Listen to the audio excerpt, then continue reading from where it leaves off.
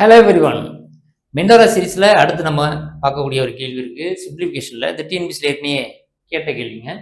இதில் ஒரு 5 type of question இருக்குது. அதில் ஒரு டைப் தான் இங்கே வச்சுருக்கேன். இது எல்லாமே எப்படி இருக்குன்னா கியூப் ரூட் ஆஃப் இருக்குது, இல்லாட்டினா ஸ்கொயர் ரூட்லேயும் இருக்கலாம். ஸ்கொயர் ரூட்டில் இருந்தால் எப்படி செய்கிறது, கியூப் ரூட்டில் இருந்தால் எப்படி செய்கிறதுன்றதை பார்க்க போகிறோம். உள்ளே இருக்கக்கூடிய நம்பர்லாம் ஒரே நம்பராகவும் இன்ஃபினிட்டி டைப்பில் இருக்குது. இன்ஃபினிட்டியில் இருந்தால் ஒரு டைப் ஆஃப் செய்யணும், இன்ஃபினிட்டியில் இல்லைன்னா ஒரு டைப்பில் செய்யணும். ரைட். இப்போ இது பார்த்தோன்னே எப்படி ஆன்சர் சொல்கிறது அப்படின்னா, இங்கே கியூப் இருக்கா, ஃபர்ஸ்ட் கியூபிங் பண்ணிடணும். போத் சைட்ஸ் கியூபிங் பண்ணிடணும். உள்ள இருக்க நம்பர் இருக்கு இல்லையா, இதுக்கு ஸ்கொயர் எடுக்கிற மாதிரி தான் இருக்கும். இதுக்கு ஸ்கொயர் ரூட் எடுத்தா என்ன வரும், கியூப் எடுக்கக்கூடாது, ஸ்கொயர் ரூட் எடுத்தா என்ன வரும். ஸோ 9 ஸ்கொயர் ரூட் என்ன ஆன்சர் 3. அவ்வளோதான், ஆப்ஷன் 3.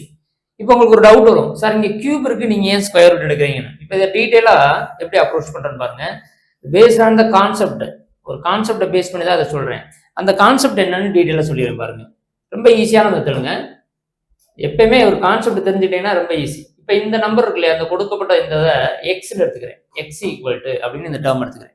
இப்போ ரெண்டு பக்கமும் இங்கே கியூப் தானே இருக்கு, கியூப் ரூட் தானே இருக்கு, அதனால ரெண்டு பக்கமும் கியூபிங் பண்றேன். Both side cubing, both side என்ன பண்றேன், கியூப் பண்றேன், போத் சைடு கியூபிங். அப்போ இது எக்ஸ் கியூப்னு வந்துடும்.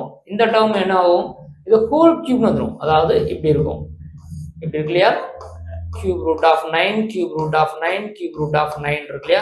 இதை நம்ம போத் சைடு இப்படி கியூப் பண்ற மாதிரி வந்துடும். அப்போ என்ன ஆகும்னா, இந்த கியூபும் இந்த ஃபர்ஸ்ட் கியூப் ரூட்டும் கேன்சல் ஆயிடும். பேலன்ஸ் என்ன இருக்கும்னா, இங்கே 9 மட்டும் தான் இருக்கும், இந்த 9 மட்டும் தான் இருக்கும். இந்த டேர்ம்லாம் அப்படியே தான் திரும்ப எழுதியிருப்போம். Cube root of 9, cube root of 9, cube root of 9 இப்படி போயிட்டே தானே இருக்கு, இன்ஃபினிட் டேர்ம் இல்லையா, போயிட்டே இருக்கும். தட் இஸ் ஈக்குவல் டு என்ன, எக்ஸ் கியூப்.